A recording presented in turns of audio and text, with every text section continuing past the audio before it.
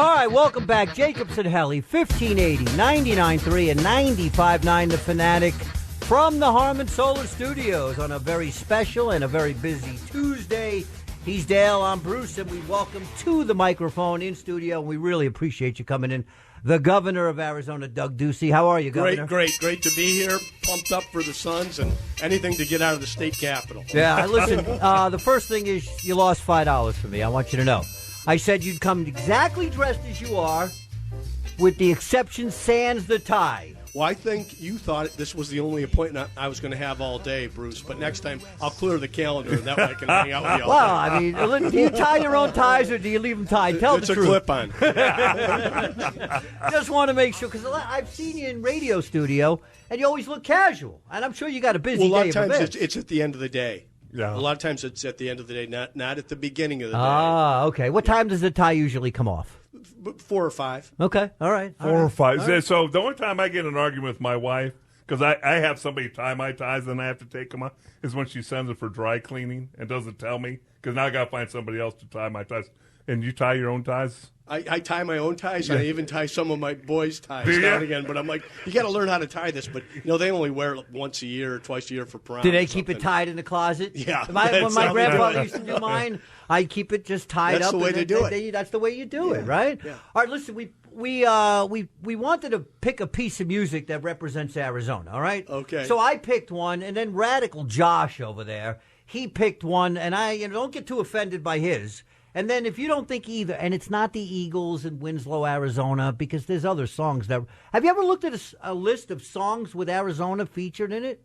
There's like 40 top great songs out there. All great artists. But all we ever hear is Eagles and stupid Winslow. I know you represent Winslow. He represents Winslow. I told you, governor of all the people. You got to deliver Winslow if you want to sit here. All right, here's the piece I selected. Nat King Cole. Are you familiar with the song Route 66? Oh, you bet. Missouri and Oklahoma City looks mighty pretty, you'll see. Amarillo, Gallup, New Mexico. Here we go. Flagstaff, Arizona, don't forget Winona, Kingman, Boston, San Three Bernardino. Three cities in there. You represent 3 of those. Very nice. Nat King Cole. Little Nat King and Cole. That's the old days there. Yeah, 1966. I did not know that one. I searched Hold it on. out. Did he say Winona? Is that a city in Arizona? Governor? I didn't know it was going to be trivia. All right, now Radical Josh picked, you know what, you're not old enough. You're right in the wheelhouse. You like Kid Rock? I like Kid Rock. Oh, we love Kid Rock. Hit it. You got it there? Okay, hold on a second. Oh, boy. We thought this might be a little radical for you, though. As long as it stops. Love some Kid Rock. Well, I'm packing up my game and I'm head out west. A few references to Arizona in this song. You want us to cut this now, Governor? You want it off now, Governor? No, I think it's good. I was just in Nashville. I saw Kid Rock. You did? I did. Live? Live. He's performing. So he's back performing? He's back performing. The place was packed. It was his place. He came out and played a set, and the place went crazy. Indoor or outdoor? Indoors. Really? Indoors. And He's one of the nicest guys I've ever met, and some people who know him very well. And you wouldn't think that just looking at him, but I'd say he'd give you his shirt off his back. Well, I don't know him. I didn't meet him, but he did come out, and he was, like I said, the crowd went crazy, and his place, that whole place is thriving. It's like here. Yes. Nashville and Tennessee are doing incredibly well. Could be a baseball team going to Nashville real soon. Do you have a different piece of music you think best represents the state? Well, of these two, I mean, I liked them both. I would go with Kid Rock. And listen, why are you bashing the Eagles? I mean, the Eagles are a great band, and Winslow, Arizona's been that song's, pretty cool. I thought you were going to do the Campbell. Dale and I have talked about this before. You ever get these songs, it's just like it comes on and you're just sick of it? Hotel California is the most played they out. get overplayed. Oh, they get overplayed. You get sick of them. Oh, and that song is just, every time it comes on now, flip. I won't even, it's just so played out. I can't take them anymore. Well, you can customize your music now. They got these apps, iTunes, Spotify, Pandora. Governor, would you please look at Governor, you got a flip phone. This is legitimately my phone. So when you talk about customizing, you're thinking of getting a computer. These things might just work. Hey, Governor, I have a cassette player in my car. Okay, I still have a CD player. I guess that's passe now too, right? Like I said, you can get rid of all that stuff. It's amazing. What a joke! All right, so. We got the big game downtown tonight. Are you going to be at the game? I'm not going to be at the game. I will be watching the game, and I'm excited about the game. It's nice to have the Suns back and winning. It's been a long time, and the Rally the Valley and these guys are tough. And I don't know if I'm rooting more for the Suns or against the Lakers, but it's a great combination. Are you a Laker hater? I don't like the Lakers. Okay. All right. Listen, we have a request, and this is from my wife, because she's heading down to the Met game tonight. So look, you mean the Diamondbacks game? No, the Met game. Why is it? This is when the rally starts. This is when the rally, just before the All-Star game. Yes, I realize that. You got a 10-game winning streak coming starting tonight? You let DeGrom pitch last night. You Boy, messed. is he tough. He's great, man. Hey, why is it when you go downtown Phoenix, you go to a Suns game or whatever thing, it seems like everything is so clogged up and congested with all these cones and everything? Do you have any decision-making? This would all be at the city level. You're going to have to address so the mayor. So I don't put this in your lap? Well, you mean just there's a crush of people going down there, and it's kind of new. We've had a whole year off. Yeah, but it just seems like it's cone to congest, not cone to what's this would be for the traffic engineers, but I think when it's during playoff time, especially when there's a baseball game going on, and you got to be there at tip-off, and you don't have that same sense of urgency always with other sports. I mean, playoff basketball, just like playoff anything. Clearly, you're not driving down there with the family. You get the police escort. Clearly. Well, we don't turn on the flashers. No. Okay, all right. Well, unless we're late. So, Governor, hold the game up. A couple questions for you. So, take us through the decision-making and how we went from limited no fans to 5,000 fans to, I think it was 7,500 now. 16,000. I kind of take us through how you got about that. Listen, it's been a brutal year, but we've got the vaccine out. The vaccine's being distributed widely over nearly 6 million doses, in a state of 7.2 million. If we want to talk sports, I want to thank the Cardinals and the Bidwell family for opening up the country's first mass vaccination site. We're able to do over 800,000 doses out of that site. That we're seeing in terms of viral spread, it's as low as it's been, case count, hospital count, all of that. So pretty much, we're wide open here. We want to continue to keep vaccinating people, but people get your vaccine, go to the game, enjoy yourself. Well, I'm glad that we're getting back there. That's where we need to be. Let me follow, because there's a lot of different. Some buildings don't have any. There was 2 buildings in the NBA that had no. Is this up to the government? Is this up to the team? Is this up to the NBA?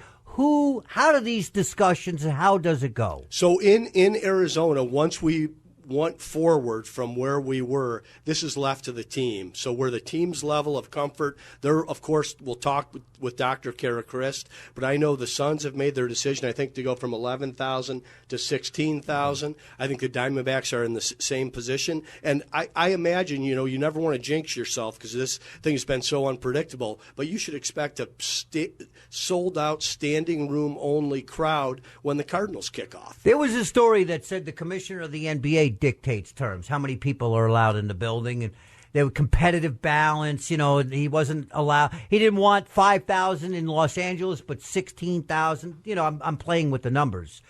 Do they call you? And does your office have any part of that discussion? Or is it all left to Robert Sarver and the Suns? Well, once we open it up, then of course the NBA runs the NBA and Robert runs the Suns. We were working with Major League Baseball during spring training because if you remember, we were just getting started again there, and they wanted to get their players vaccinated. I wanted them to help me get other people vaccinated. So their players volunteered, and I think pretty much every Major League Baseball player that wanted to leave Arizona vaccinated, left Arizona vaccinated by the time of opening day. So as you go through this past year, and then we'll kind of move forward, I'm really involved in high school athletics, and it was kind of topsy-turvy getting started, and then it kind of stalled and all that. Just talk about your decision process, and really, no matter what you said, you're going to get criticized. Really? You're Is that what signing up happened? for that. Yeah. You know, there's no win in a situation like this. You just want to do the most responsible thing and be as cautious as possible while listening to the subject matter experts. At the same time, you've got to make decisions. I mean, COVID-19 was the number one concern, but it wasn't the only concern. There's a lot of other things that we needed to pay attention to. So I cared about our kids in school. I cared about people's mental health. I cared about our small businesses. But the entire time I prioritized people's lives. And different leagues made different decisions, but I didn't second guess their decisions. Of course, in the position I'm in, people are going to second guess mine. But I think if you look at where Arizona is right now, we've been able to navigate through this. We're going to be stronger and healthier on the other side. At the same time, it was a brutal year, and my heart goes out to everybody that was affected by this or anyone that lost a loved one through the past 16 months. So let me ask you this, Governor. What is your thoughts on forced vaccination to get? Will you ever?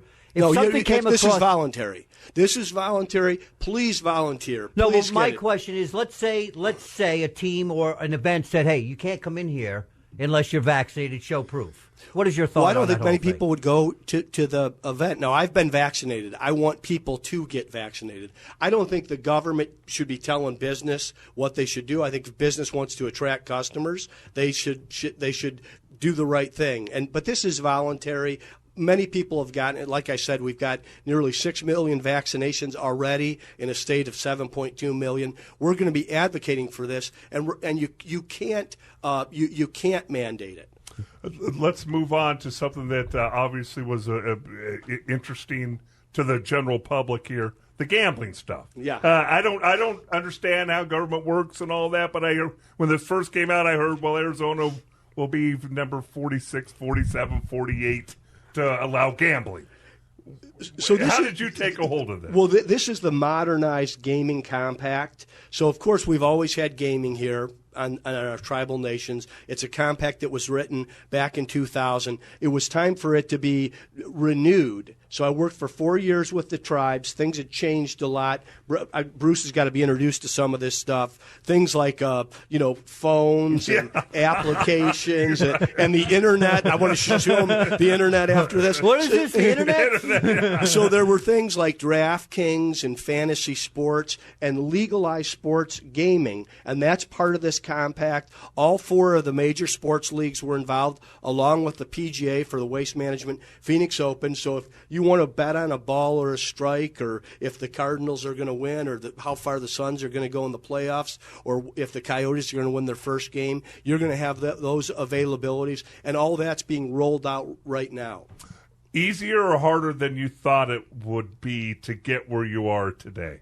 In terms of getting the gaming compact done? Yeah. You know, it's always hard. There's 22 tribal nations in Arizona. And first of all, they have to come together. Then we've got to get our legislature to come together on it. But we did get it done. It's going to be a big win. It's a win for the states. It's a win for the tribe. I think it's a win for fans and sports fans everywhere. It's also a win for K-12 education. There's money that goes into our schools with this to get our kids caught up, support for mental health issues.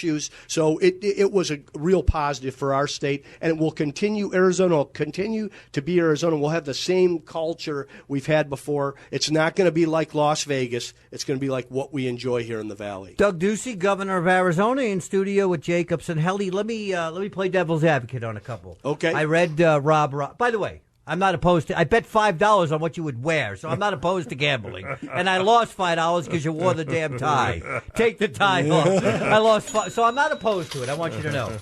I read Rob, the conservative columnist. Okay, and he seemed to hone in on two areas. One was on the moral side, and I don't have any part of that. The other one, he felt like you could have negotiated better deals for the state. I'm sure you saw the column, or your people.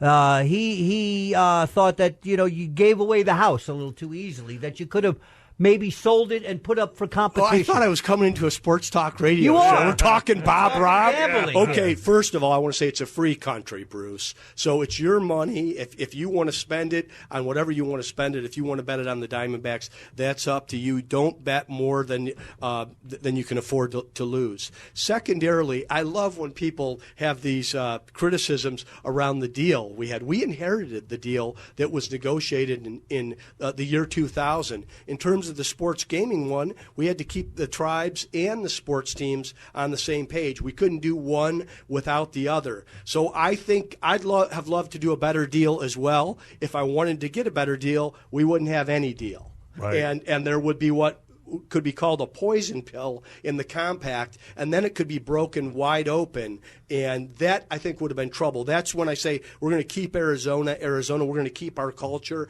and not have it like Las Vegas here. That's what we've been able to do, and that was the best deal possible. It took over 4 years to negotiate that deal. That deal took 4 years? 4 years. Did you ever think you'd see legal gambling come to Arizona?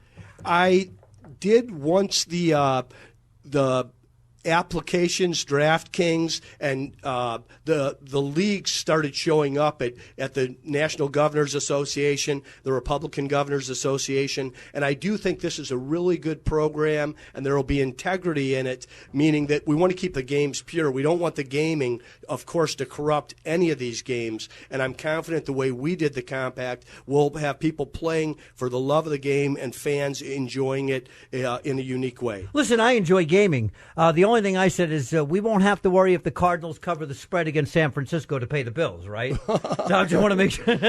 Well, I'm rooting for the Cardinals, I know Bruce. you are. But no, I'm saying it's a joke, okay? People who are opposed to this thing, and I agree with you. It's your money. You should be able to spend it any way you want. And look, if people want to fire off all their money to casinos, they can drive a few hours away. So it's not like you're going to stop them anyway. Or a few minutes away. I mean, we've Or got a few casinos minutes. right here. Yeah. But I think the one thing from a sports perspective that'll be unique is, I don't know, I imagine you'll see guys at the end of the game rooting for the coach to beat the spread. And I don't think the coach should be concerned about the spread. He should be concerned about winning the game. But it's going to be hard. And we've had that even before it was legalized. Yeah. It's interesting because I heard somebody talk about this. I'm sure you've noticed fans being a little unruly. Now, again, it seems to be one per 100,000 people, but they draw all the attention. It just takes one jerk. Yeah. And so as we move forward, is that a concern locally here to you when you see some of these unruly fans? Well, I do think you want to see good fan behavior. I mean, fans should be cheering. It's always great to have a fun heckler, but these guys that are interacting with people on the court, fights in the stands, you don't want to see that. I imagine that gaming's going to complicate that. And, I noticed a few years ago, I'll always look at the games. I've got an ESPN app on my phone, and they started showing the spread several years ago and percentage of victory. And that's where I thought this is getting much more mainstream. But bad behavior in the stands, interaction with the players in any violent or negative way that would cause that kind of physical interaction, just you can't do it. How much do you estimate, maybe your financial people, that Arizona lost just from sports, not having it? And I'm talking about the golf, no fans. I'm talking about.